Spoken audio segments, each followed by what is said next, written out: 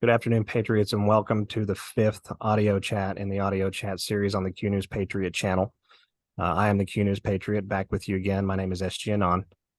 It's so good, I think, to bring Patriots together and really connect with one another throughout this process because it reminds us of a couple of very important things. One, it reminds us not to be overly reliant on what we would call the powers that be.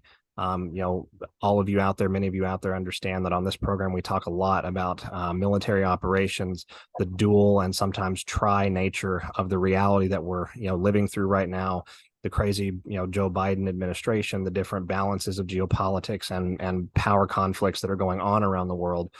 But we sometimes forget to rely on one another. It's really we, the people out there, that are going through this great awakening. We're rediscovering our own power.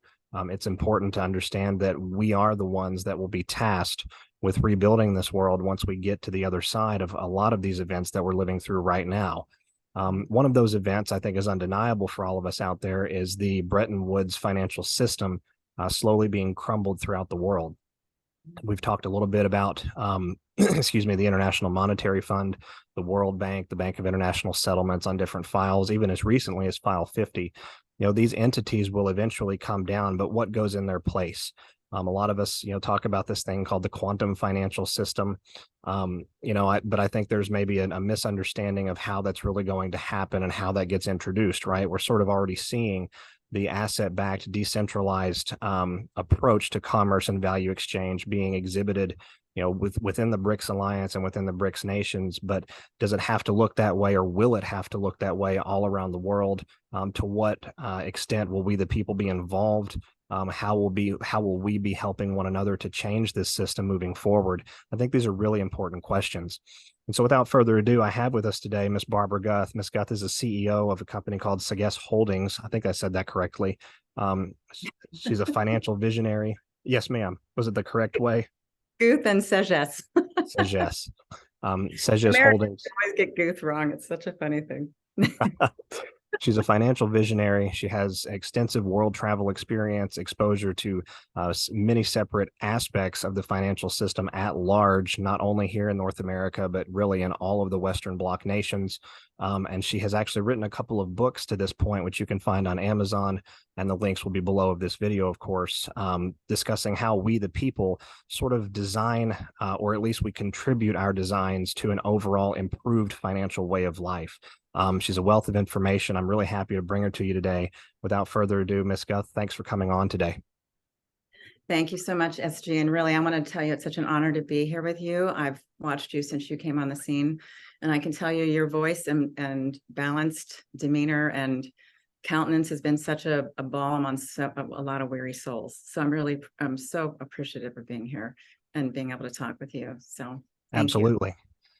So let's go ahead and get right to it for everyone out there. When you and I first connected and we sort of reviewed this material, I was sort of blown away at how you had managed to deconstruct, the current system and really overgeneralize, I think is the wrong term, but break it down to some basic building block components that are pretty easy to understand. And really are very sort of straightforward for everyone, even the layman out there. But what struck me more than that was the spiritual component of the discussion and how the basis for value exchange and how we do things in the world has always sort of been a spiritually, a spiritual action, an activity, right? An extension of faith and trust, an extension of liberty, really, in many regards. But we've been living under this system for a long time that helped to bankrupt not only the entire world financially and economically, but it also bankrupted mankind morally, it bankrupted mankind spiritually. So, in your words, how you understand, the spiritual component of this, why is that so important? And what does that really mean for us as we go forward? Oh, that's such a huge point. And it's actually really underlying so much of what I've written about is because honestly, when you consider how creation is generally given to the masses, it usually comes in through one person, and then that person transmits that information or that new thought to the masses. And so what we've done through the entrepreneurial financial sector is completely exploit and redirect that purest expression of creation into manifestation.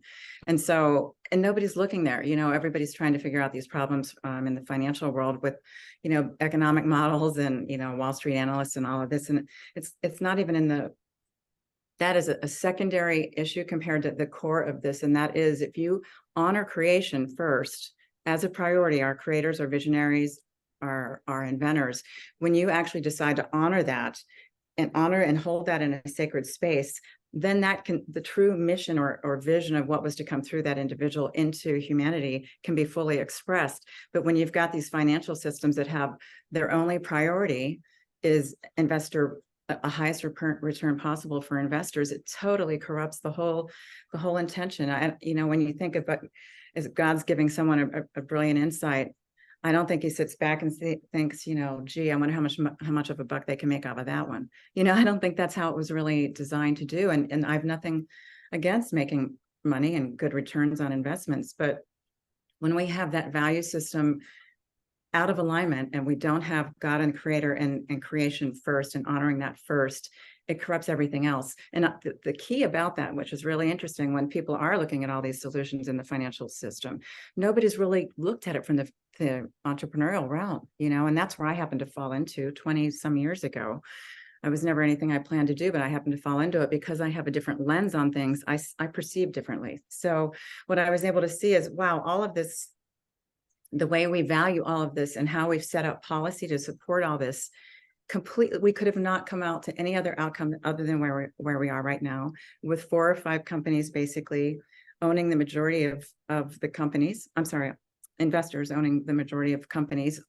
And then there's really not a whole lot of free will and free choice expressed in all of that, because in the end, you've got very few people basically controlling a whole lot of things. And that's never boded well for humanity throughout history. Total power totally corrupts, right? So that is antithetical to basically everything we're trying to do as far as enable freedom and sovereignty, all of those things that are really important moving forward. So let me make sure that I understand that. I'm going to break it down for the audience here. Really what we're saying is, if we're not honoring the inspiration, if we're not honoring the source of where we come from as beings, right? The sustainment, the thing, that spirit, that Holy Spirit that guides, our actions, if we're willing to act in accordance with it. And we do have the free will to select if we're going to do that or not. But if we're not placing that as a primary focus, as a really, giving it some reverence, then we sort of end up off the path anyway. This reminds me of, wisdom that my grandmother said many moons ago. If you're not focused on the goodness of things, then the badness of things will inevitably encroach and will overtake what you're trying to do. So is that a fair assessment of what you're saying? Absolutely, because again, it's all based on the values system, and what you value, then you make choices about how to direct that value or what you care about. You make different choices about how to go about that. Then you put things in place, and then you take action, and then you get a certain outcome. If you are coming at that from a only about money kind of perspective, it thwarts everything else. So it has to be aligned. If we want to return, the golden age has been promised.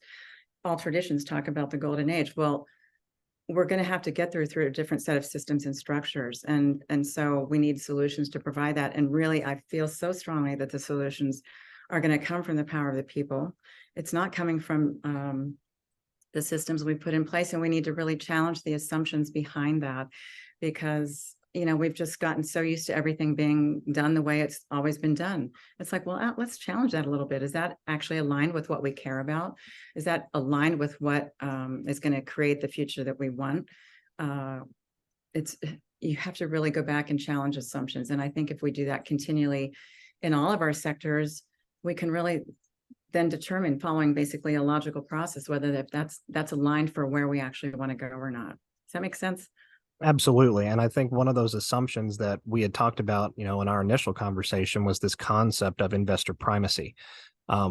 Individuals who, maybe have large purse strings or have a lot of clout, maybe they have leverage in the financial space right now, being given really sort of a blank check, an energetic blank check, but also a literal blank check to manipulate things, to their own desires, even if those intentions are good. And I think one of the things that we can draw from this is, even if those intentions are good, when we're not honoring the source of, say, a new invention, or a new product or a service or things like that, and we're not giving that deference, then we really are sort of off base morally with our moral compass, regardless, no matter how positive those intentionalities are.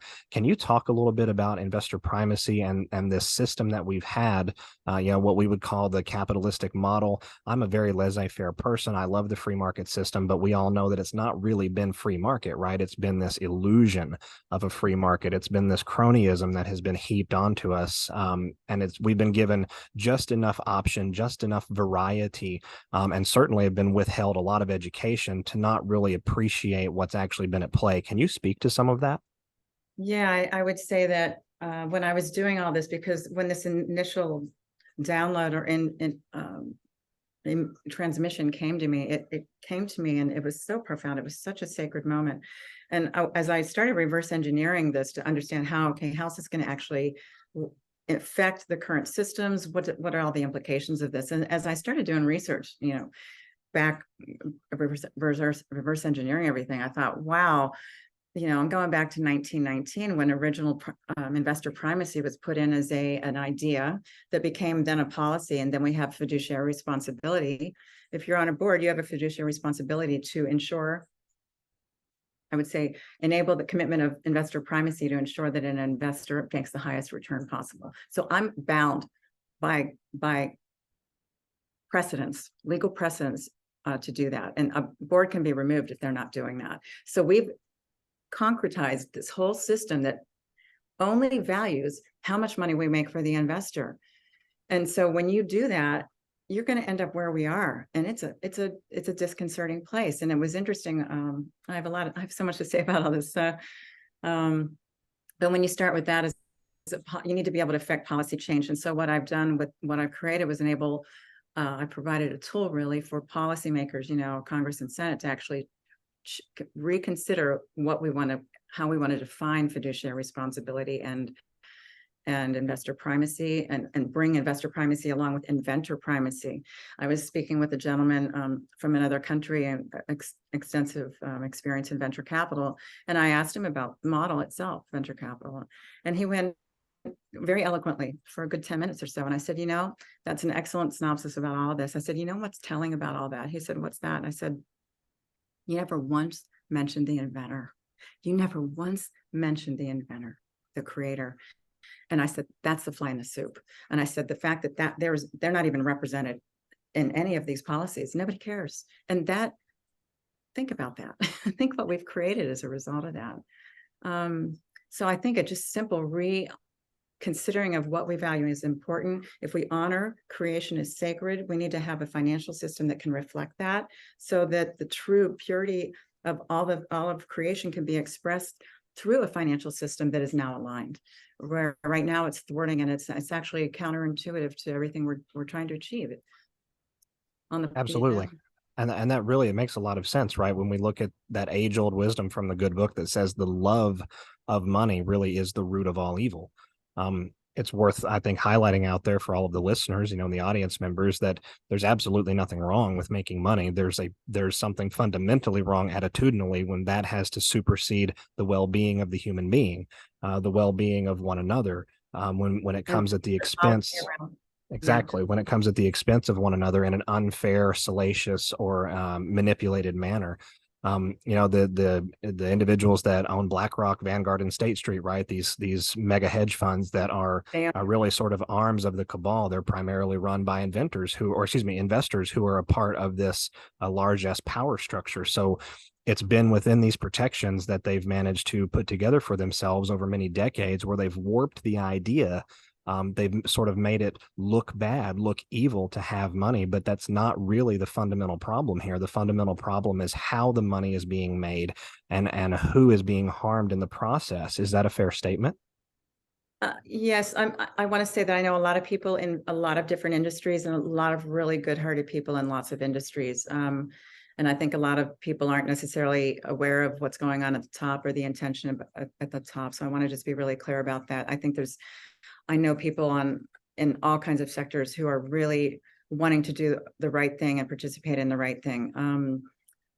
So yes, but you've set up a dynamic now where you've got, like I said earlier, 4 or 5 companies really kind of dictating to the rest of us, and that's just not going to bode well. So we've got to actually, and everybody wants to fix it on the back end with regulation. It's like, well, the cat's out of the bag at that point. It's already, the damage is done. I said, in my books, I've talked about, we need to actually stop feeding the beast, stop forcing these. And venture capital, I'll just back up, because when generally it's a $4 to $6 trillion market sector. It's huge. In that sector, when you have an idea or a vision, you can get money, but the key with that is you actually have to either sell out or get acquired or go public. Sell out, go by going public or getting acquired. Okay, so basically for a couple $1 million or less, you have to sell out everything you just did, what was given to you. And that was for a lot of people that really understand they're bringing something sacred to humanity. They don't want to be a part of that system at all. And so we're missing out on all this creative capacity, all this incredible innovation that's hidden, because so many don't want to participate in that. I encountered that with the quantum physicist that I've been working with in France. He's bringing something that will shift every sector because he's changing the nature of physics. It changes every sector, and he has no interest. He will never sell out through the venture capital model. So that's why I had to come up with a new system to be able to actually affect, to be able to serve him and to serve what he's bringing to humanity. And he's not the only one. That's why I realized I needed to do this for everyone and make it an offering. And if the will of the people is there to actually really decide to make a different choice and take a different direction, they got a couple of tools to do it with. Absolutely. And it's important. I think you highlighted earlier that these sorts of answers, these sorts of solutions to age-old problems, and they are age-old problems, really need to come from we the people, because it re-empowers us, right? It gives us confidence, it gives us clarity, it certainly gives us unity, standing shoulder to shoulder rather than looking to a rescuer, which is inherently sort of a victimized mindset, and we can't allow that anymore. So I want to say thank you for that. I think it's really important, the work that you all are doing. But I want to pivot here just for a minute. We've talked about, the old sector. We've talked about the venture capital model and how it's been set up, certainly post 1913. I would contend back as early as the mid 18th century, but certainly since 1913 here in the Americas, we've seen a financial model that has been, constructed to protect the constructors, right? It's built to protect its own architects. And we're seeing that model beginning to crumble now as we move forward.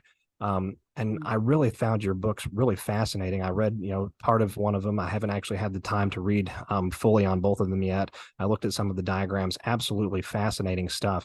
Can you dissect, without maybe giving too much proprietary information away, how we provide a solution to sort of a self-fulfilling corruption, and we divorce ourselves from that to move forward? We talked a little bit about the spiritual basis.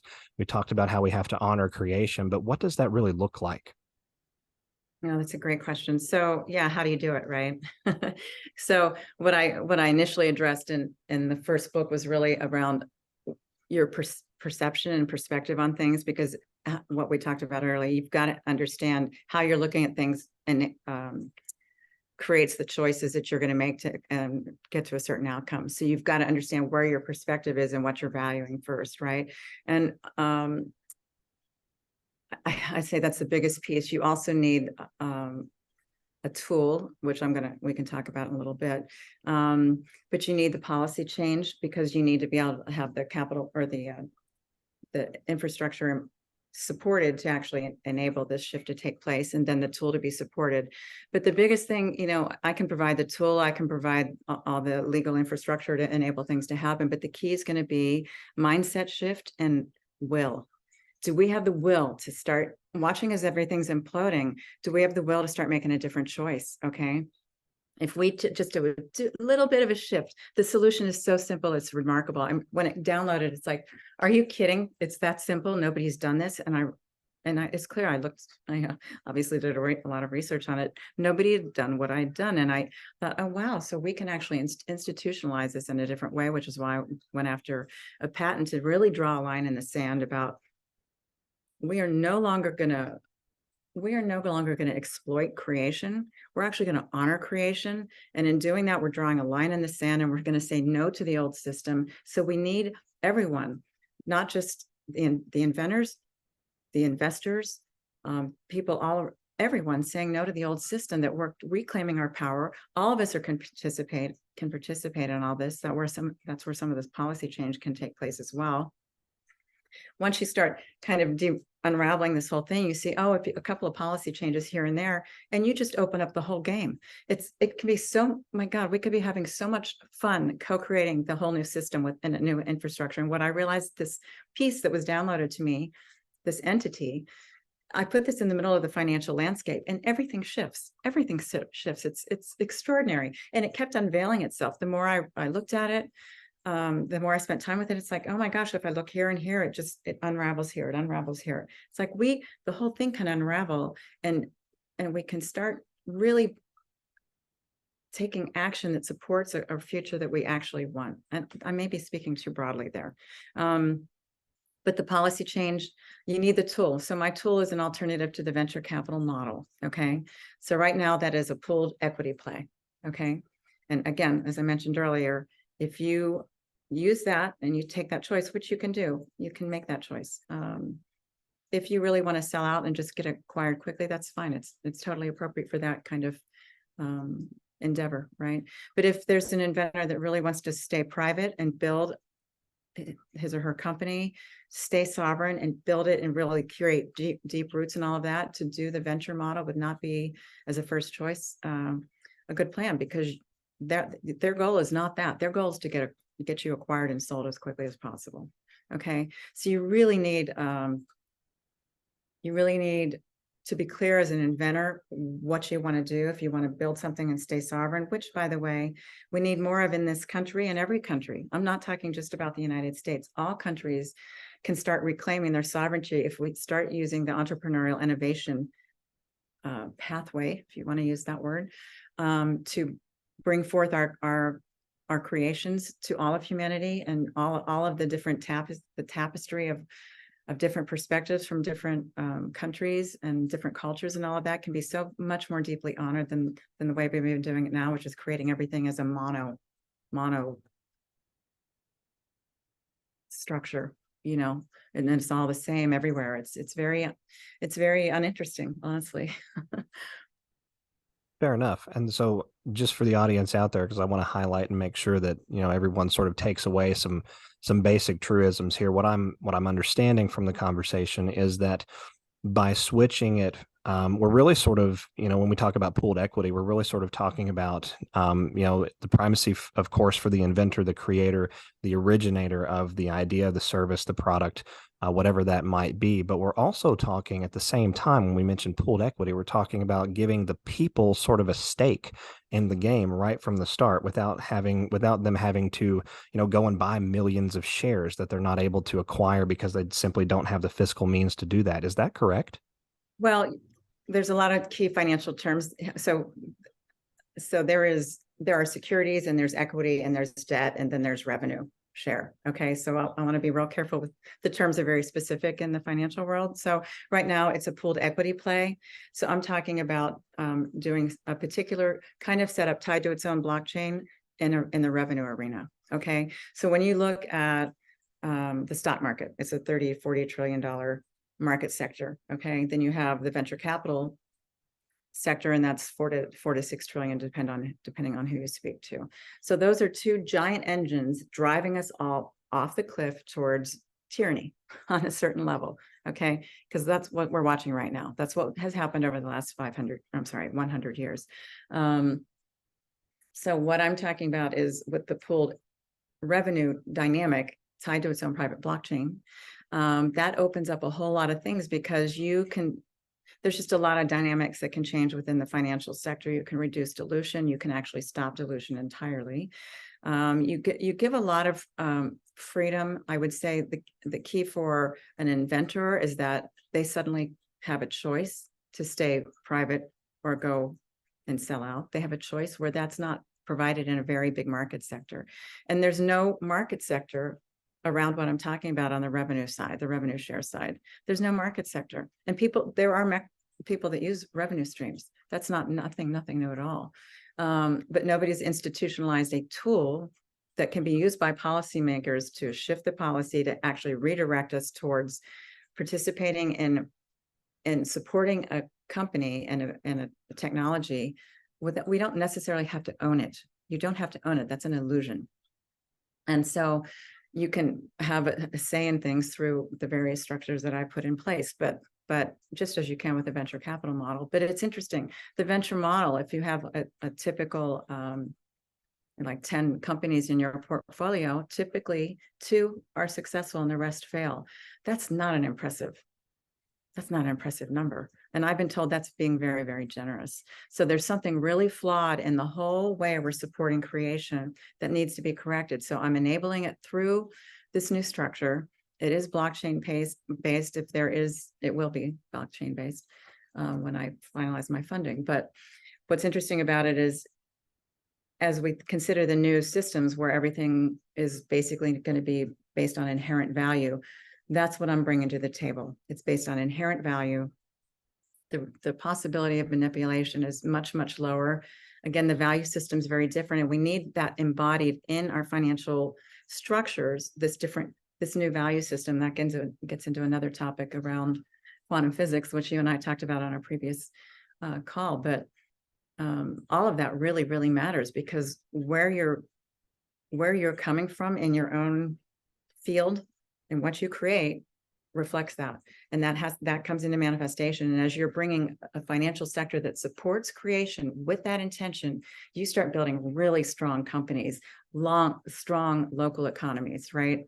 And you can do all the things that companies do now, but in a balanced, I'd say it's very important to rebalance the power dynamics. I mean, that's a key issue in all of this. It's a key issue. I mean, when I was in Rwanda doing training for peace building and international conflict transformation. And what I really learned there was how much that power dynamic disrupts everything, because we're witnessing it now. When all the different sectors come together to kind of manipulate a populace, you can get to really bad outcomes. And so you need to have tools that you can use to actually rebalance those power dynamics. And people really haven't looked at the financial industry from this entrepreneurial perspective before. Lots of people are doing great things in that realm, B2B and very business to business types of solutions, but nobody's really looked and challenged the core of the venture capital model itself. And so even VCs, a lot of VCs that I know, they realize there's some flaws in what they're doing, and they're trying to find solutions as well. But I went clear to the assumption at the initial assumptions of all of this that we've done, and tied that methodology tied with policy just really led to destructive outcomes. It just really has. And we're seeing that everywhere we look right now, everywhere you turn. So would it be fair to say then that, when we talk about this difference between the standard venture capital model that we have now versus this revenue share, that's an interesting term. I think that's the term that's been employed to some degree and on small individualized basis within, different network marketing sectors, and in the financial sector, but not nearly, like you said, at a structural basis, not nearly at a cornerstone level. When we talk... There's no policy to support that happening. You got to have that. So when we talk about revenue share, could we break that down just a little bit for the audience? How does that look, say, in practice, for example? Because everything looks great on paper, right? But just maybe as an example, and I know that that might not be a question that we were expecting to broach on the call today, but I think it would be really useful, because we're talking really about a financial concept giving power back to the people, right? In the same way that we're being given a voice again in different areas of our society through, this great awakening that we all are sort of on the journey for. Right. I think it's fair to say that revenue share is sort of something that would re-empower people and would also provide insulation against multiple different sectors of society sort of aligning themselves against the people, right? It would sort of provide its own bulwark, its own levy against something like that being able to happen. Is that a fair statement? You could say that some of what I'm doing, I still have to keep a bit protected. So I have to hold a few things a little bit close to the vest at the moment until I'm fully ready to launch, which is imminent. But some things I can't quite talk about. But I will just say that you're absolutely right, that it does provide a means of preventing too much power in the hands of a few, which we've talked about in multiple ways here. But it really does prevent that from happening, because you're not getting ownership into very few people's hands, right? And when you give away the power of a company, of the ownership of a company, that doesn't necessarily always stay aligned. And I think we're seeing a lot of this. There's a lot of different directions we can go, and I just want to be clear that we're going to hit some of those, because yeah, this is basically antithetical to centralized power. Okay, so this enables decentralized power. Okay, that's a really important thing to consider as we're figuring out how we want to reconstruct the financial sector. Wonderful. Just, yeah, I mean, you can do well with investments simply by participating in the revenue streams or post, sorry about that. Yeah, just from that perspective, you can get very creative around that. I would put it that way. You can get very creative about how to do that. And we have all these incredible minds, and we keep creating these things to manipulate this kind of corrupted dynamic that's been put in place. Not that everybody in it is corrupt, because they're not, but they're having to play by these rules that have been corruptive. So if we actually change the rules and enable people to use their creative juices towards co-creating all these new ways to do things that actually support innovation and creation, and honoring again that sacred inventor, we're going to be going in a very different direction. Wonderful. That's absolutely fantastic. And I completely agree with that. Simply because as we move to elevate, the originator of things, I think that at the end of the day, and give them the choice, right? Like you said, it gives them the choice. Do they want to go public? Do they want to relinquish some control, some ownership? Or do they want to, stay private, but still stay well funded, right? And not get crushed by leviathans that are in the sector, which holds sort of this mammoth influence that has sort of always been unovercomable, really by design. So I want to pivot a little bit from that understanding to policy changes, right? We know that we're going to see governmental changes going forward. The COVID crime, I think, is just exhibit A in a very long list of exhibits that's much more than the 26 letters of the English alphabet. But as we go forward and we see these changes, there will have to be, like you said, we'll have to institute policy changes that are based in the natural law and based really in the natural order of things. We've talked a little bit about it, vaguely as we've gone through this process, but without divulging too much information, what sorts of policy changes, from your vantage point, from your experience, do we really need to be focusing on to make sure that this sort of a system can become a reality and sort of become carved in stone, so that we can use it going forward as a means not only of protection, not only of insulation, but really building trust, building faith, and rebuilding our concept of what it means to exchange value in the world? Well, it goes back to what we spoke to earlier, and that is those two, policy makers need solutions so that they can actually affect and bring things forward for their constituents. So if they have a limited perspective on things just because they're focused on all kinds of things, and really if the populace can start bringing really good tools to them, then they can actually affect the policy change. But what I talked about earlier is investor primacy and the fiduciary responsibility. The SEC as well needs to, all of these systems need to be reevaluated, not from a regulation perspective, but more of policy that's driving and directing us where we're putting our values. So that investor primacy, that inventor needs to be as important or more so in this dynamic. And that has to be incentivized through policy change, right? Because then you've got the power of the government in a good way coming behind and saying, okay, we want to actually support our creators. These are the people that we value because they're bringing the new world to us through their innovations, right? So we want to really have that reflected. And so we can support that. I mean, it's really that simple. And then the rest of us can take the ball and run with it and decide to say no to the old system. And it's like, I don't want to participate in this old system. I want to participate in a system that actually is honoring these creators. We're being a bit redundant here, but it really is, those two key things can make such a huge difference. And I fully intend to get in front of lawmakers that are ready to consider making a change like this, because those tools need to be in place. We need certain tools. And when the will of the people is spoken, and it's like, now we're making choices to do it this way versus the old way. Now we're making a way to say we honor this rather than just the buck. Investors could end up making a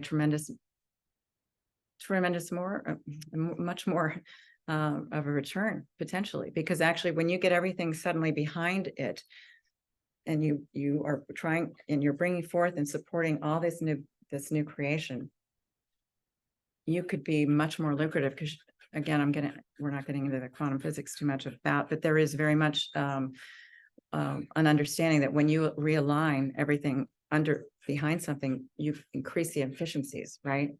You can dramatically shift the efficiencies and the efficacy of what you're trying to do. So all of those things need to come together, but it's the will of the people along with policy and then a tool. And that's how I see this going down.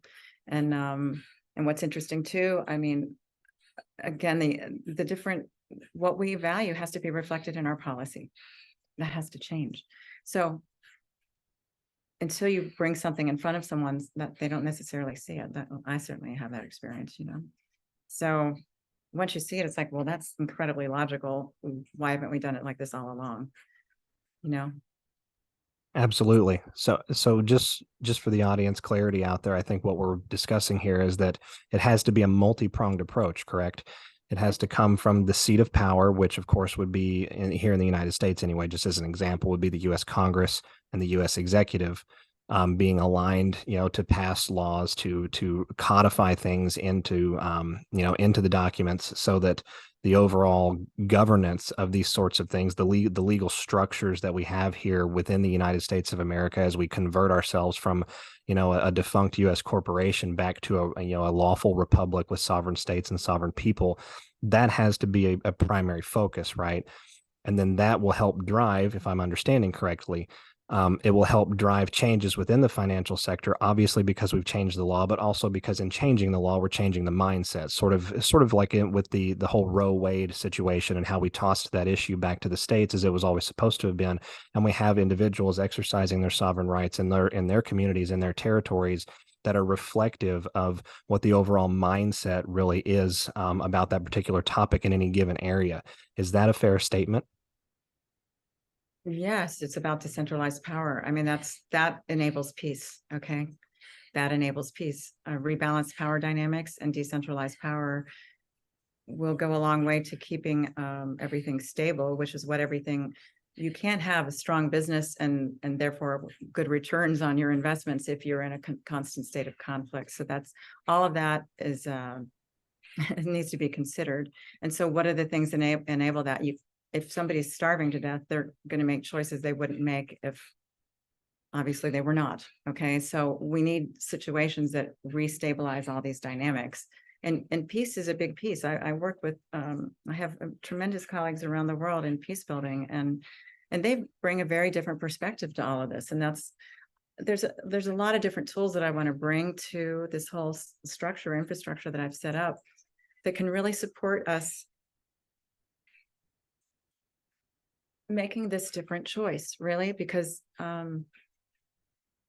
there's a lot of ways we can do it to support it. And when I consider all the different sectors like the insurance industry or the healthcare industry, in my view, the Hippocratic oath is completely I was destroyed really by investor primacy. I mean, it's antithetical to the Hippocratic Oath. Okay, because people didn't get into healthcare initially. That when Hippocrates was talking about all this, he was talking about the noble profession of healing. Okay, we lost that, and there's a lot of people that are in that field that are committed to that, and yet the systems that we've put in place force this endless sellout to how much money can we make, how much money can we make, and that corrupts it all. It's the same thing. Well, the peace building can be a tremendous, I would say, a very different lens through which to deal with, and I would say internal conflict, founder, all kinds of different challenges within a company, and they're used to dealing with very high level, very destructive dynamics, and they could bring a very different lens to bear. When I think about the insurance industry, right now it's a fear-based industry. It's fear-based because it's all about protecting against loss and all of that, right? But what if we actually started using it to incentivize a new way of moving into abundance and stability and all of these things, and actually do create a, what would you call it? What do you call that? There's a term that's a premium in the insurance industry, right? And to actually, for those that are starting to utilize this new model, because it leads to stability, it leads to peace, it leads to potentially higher returns because you've got a stable environment through which to conduct your business. All of those things are actually now incentivizing a whole different direction in the industry, and moves that entire industry from fear-based to abundance-based. There's a crazy idea, right? And if that's going on, well, there's a hedge play in there. All of these industries can just twist a little bit and come back into alignment. And we can co-create a different world entirely. It's just the potential is so extraordinary. And this little tool in the middle of the whole thing can just shake the whole thing up. It blows me away. It really does blow me away. It's, of course it was given to me. So I understood, it was something big, and it was something so simple. And my colleague, the quantum physicist, always has said the most powerful things are the most simple. They're the most simple. The complexity is hubris. And so, what we value and how we are reflecting that in our world that we're co-creating together, we just need a couple tools and a different way of looking at things, and we could be having so much more fun. It doesn't have to be this dire, oh my God, everything's, tumbling around. It's tumbling around because it's out of alignment. So that needs to happen. Now, as you said in the very beginning, how do we co-create this new world? Well, our systems and structures have to change, and going back and challenging those assumptions, not even challenging, they're just reevaluating. Is this where we want to go? Because we just made these series of choices that led us here, and we want to go here. So let's just get a lot of bright people on this planet, a lot of amazing souls on this planet, from left, right, and in between.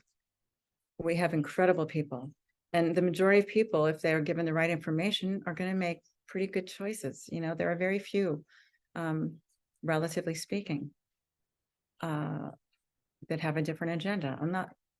That's going to get taken care of. That's not my concern. How do I help bring people together from the left and right, the middle? How do I get people to get coalesced around a new direction that we choose together, where we're totally inspired to and have the audacity to envision a very different world? And how do we change our systems, and everybody coming together from the various sectors, thinking outside of the box, letting go of all these contracts of how you have to do things, is really a critical piece. It's really a critical component. What's amazing, Ms. Guth, as you were speaking to that, I was over here sort of cross comparing in my own understanding and, preparing for this next segment here as we get to close off. But it almost seems like, really, at the end of the day, you're talking about how the simplest things are always the most profound in some regards. We're really talking about going from pearl clutching to pearl sharing. We're going from protecting, the small amounts, this little house of mine, right, to opening that house up and opening those floodgates without fear, without vulnerability, right? Because we're eliminating the aspects, the components, the angles, if we want to call it that, in the world that contribute and have contributed to that environment all around our earth.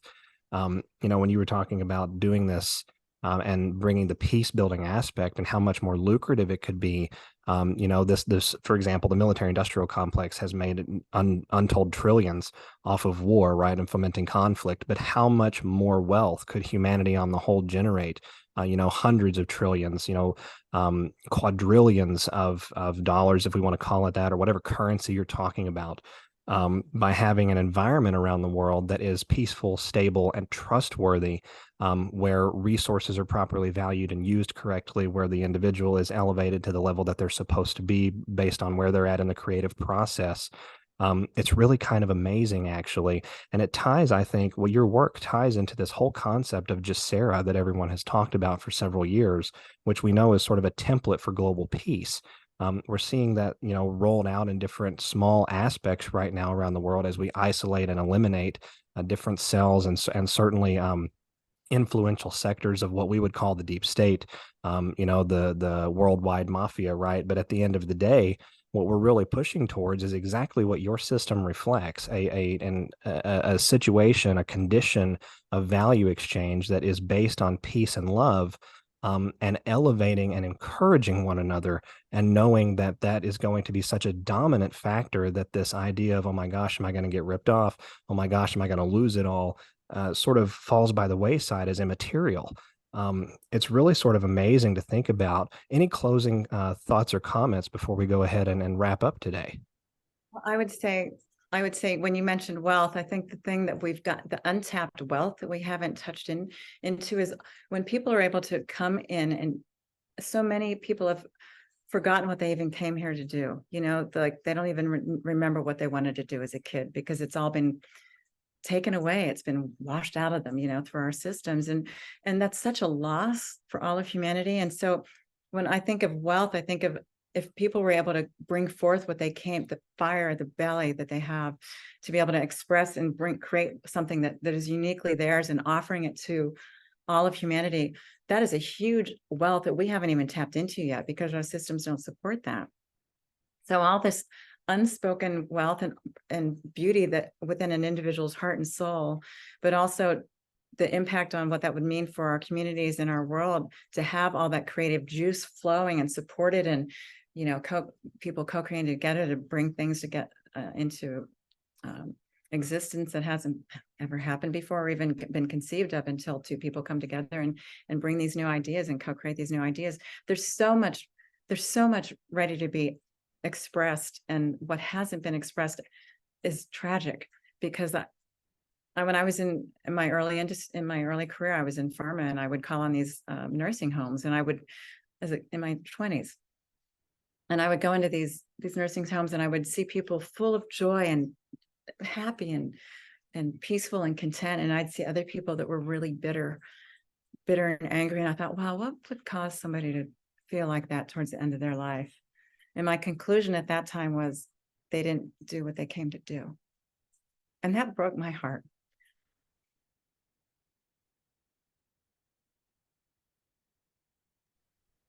Absolutely. And that's something we don't even know the cost of that until we start really being able to experience that again and support that again. And that's what I want to do through my financial model, the platform that I've created. I want to honor the beauty of what souls can bring to this world that we're co-creating together. We can have a very different reality, and we need people to decide to choose differently, but they need to have a choice. And you can't choose something new unless you have a choice. So I am providing a choice. And I'll be interested to see who's ready to engage, That's amazing. Ms. Guth, real quick, do you have any social profiles or anything like that where people can contact you, or where they can reach out to inquire maybe about the progress of this work, or getting involved with this work? Yes, I'm on The Evolution of Finance. It's all one word. TheEvolutionOfFinance.com is my author's page. My email address is Barbara@Sagesse, SRTE.com. So it's SAGESSE, SRTE.com. So Barbara@Sagesse, SRTE.com. And then I have just the regular website, which is password protected for part of that, and that is SagesseSRTE.com. And so that SRTE is Sovereign Revenue Trust Entity. Just, we didn't touch into any of that, but I had to fight for every word in my trademark on that, because each word was really critical to what this entity was embodying. So I'm on LinkedIn under Sagesse Holdings, but I really look forward to hearing from people and seeing if we're ready to start making some different choices and start getting behind a different approach. So we'll see. Amen. So folks, there you have it. I hope that you've enjoyed the 5th audio chat that we've had here today. It was an absolute pleasure on my end. Miss Barbara, I thank you so much for coming on. This has been a phenomenal discussion, and it's one that really doesn't get had a whole lot in the, from the complexity standpoint, simply because we are still learning, right? As we, the people on a mass scale, when we talk about, at a civilizational level, we're still learning what has been done. We're still learning how we got sort of duped and had the wool pulled over our eyes. But the beauty about it is, I think we, the people everywhere, and patriots everywhere from all walks of life and all different creeds and origins, are very fast learners and are absolutely willing, I think, in this great awakening process to, step back and say, look, I think it's time that we reevaluate not only the world that we live, but how we can affect that particular world. So, ladies and gentlemen, thank you very much for being here and listening today. If you go to the links below the video, we'll include Miss Guth's links down there. We'll also include my TruthSocial handle for you. And Miss Guth, I very much appreciate you being here, and we'll check back in with you maybe in a few months and see the progress on this particular project. I think it's worth expanding on and exploring. Lovely. Thank you so much again, SG. Take good care. Thank you. Thank you all. This is SG Anon. We'll see you next time. Thanks. Bye-bye.